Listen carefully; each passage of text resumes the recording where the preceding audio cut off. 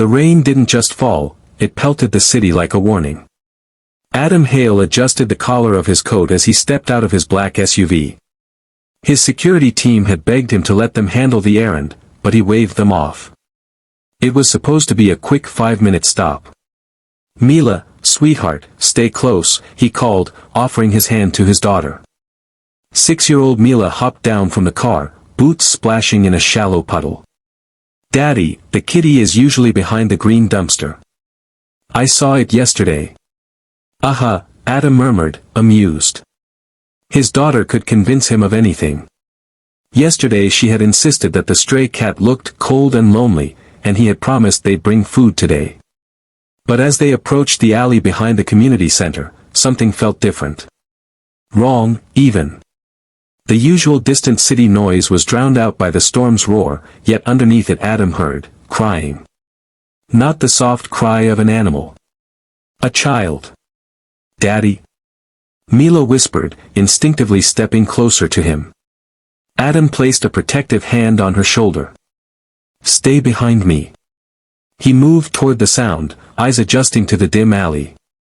At first, he saw only shadows and the flickering streetlight reflecting off wet concrete. Then movement, a small figure crouched near the wall. A little girl. She had long dark hair stuck to her face, her small frame shaking from cold and fear. Her clothes were soaked through, her shoes muddy.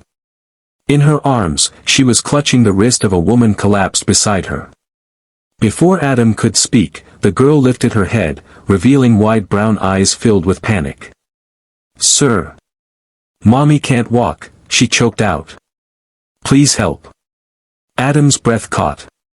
He wasn't someone easily shaken, he ran a multi-billion-dollar tech company, made decisions that affected thousands, and handled pressure as part of his daily life. But nothing prepared him for the trembling voice of a child asking him to save her mother. He crouched down carefully, hands open so he wouldn't frighten her. "Hey there, it's okay. I'm here.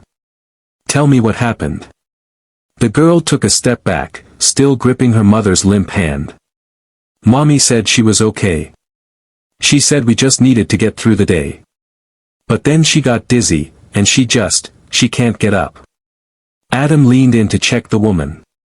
She was conscious, but barely. Her eyelids fluttered weakly, lips pale, breathing too shallow. He could see exhaustion etched into her features. Her clothes were thin, definitely not enough for the cold rain. Her hands were scraped, as if she'd tried to brace herself when she fell. His heart tightened. "How long have you two been out here?" The girl wiped her nose with the back of her hand. "Mommy said we were going to the center, but when we got close she said she felt funny." Adam looked at Mila. She had already knelt beside the girl, gently rubbing her back to comfort her. That was his daughter, tender-hearted like her late mother. "It's okay," Mila whispered. "My dad helps people. He won't let your mommy get hurt." The girl sniffed, staring at Mila as though trying to decide whether to trust her. Then she looked at Adam again. "Please don't leave us." "Not a chance," Adam said firmly. He slipped off his coat and wrapped it around the woman before sliding one arm beneath her shoulders. She was frighteningly light, nothing but bone, worry, and exhaustion. As he tested her weight, the little girl panicked. "No. Don't take her. I'm coming too." Adam shook his head gently. "I'm not taking her away from you. I'm taking her somewhere she can get help.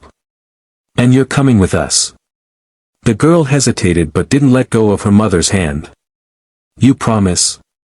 He met her eyes directly. "On my life." That seemed to be enough. With one secure motion, Adam lifted the woman into his arms.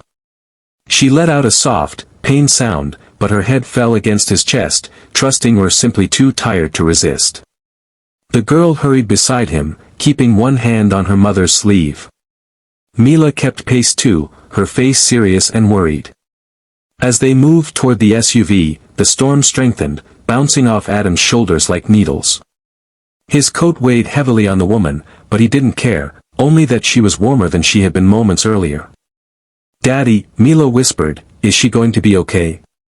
Adam glanced down at the unconscious woman in his arms. He didn't know her name, her story, or why she had ended up in an alley on a freezing night with a child who looked more scared than any kid should ever be. But he answered without hesitation. She will be. We'll make sure of it. When they reached the car, Adam opened the back door with his elbow. The little girl slid in first, guided by Mila, who helped her climb onto the seat. Adam laid the woman down as gently as possible, letting her head rest on a folded blanket he kept for emergencies.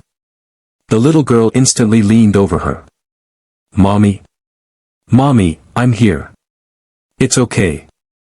The man is helping us." The woman's eyelids lifted just enough to reveal confusion. Her voice was barely a whisper. Lily. Adam finally had a name. Lily. The fragile, frightened daughter who had been bravely protecting her mother alone. "I've got you," Adam said quietly. "Both of you." He closed the door and circled to the driver's seat, soaked from the rain. But he didn't feel cold, only determined. As he started the engine, Mila tugged at his sleeve. "Daddy? Can they come with us? Not just to the clinic. I mean, after." Adam looked at her in the rearview mirror. Despite everything, despite the storm and fear, his daughter was thinking about what came next. About staying with them. Helping them. He didn't know the answer yet. But he knew this. Tonight, he wasn't just a CEO. He wasn't even just a father. He was the one who heard a little girl say, "Sir, Mommy can't walk." And that meant he had a responsibility, one he wasn't walking away from. The SUV rolled forward, the alley disappearing behind them. But Adam knew the moment would stay etched in his life forever. Because something inside him whispered. This is only the beginning.